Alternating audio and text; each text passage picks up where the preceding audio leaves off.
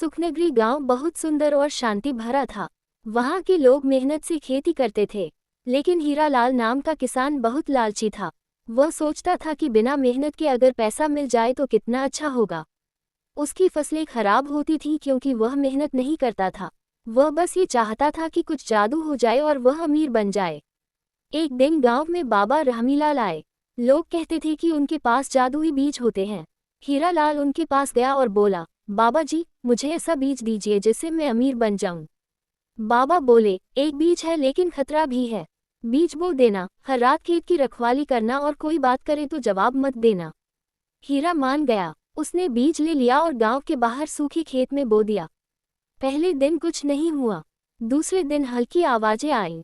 तीसरी रात एक परछाई आई और बोली, हीरा, क्या तू मुझे देख सकता है? हीरा चुप रहा। अगले दिन खेत में सोने जैसे गेहूं उगाए। गांव वाले हैरान हो गए। हीरा अमीर होने लगा। उसके पास पैसा, घर, सब कुछ आ गया। लेकिन उसका लालच बढ़ता गया। हीरा का दोस्त भोला भी वही करना चाहता था। उसने भी बाबा से बीज लिया। लेकिन जब परछाई आई तो वह डर गया और बोल पड़ा, तू कौन है? फिर क्या था, खेत फट गया और भोला उसमें समा गया। अगले दिन भोला कहीं नहीं मिला। हीरा डर गया और बाबा से मिलने गया। बाबा बोले, मैंने कहा था बात मत करना।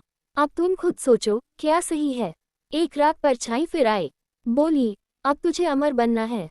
मेरे साथ खेत के बीच चल। हीरा चल पड़ा। खेत के बीच पहुंचते ही सब अंधेरा हो गया। उसकी सारी दौलत मिट्टी में बदल गई। बाबा बोले, लालच का यही अंत होता है। अब वह खेत एक खाली मैदान है।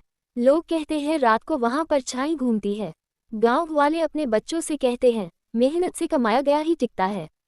लालच से कुछ नहीं मिलता।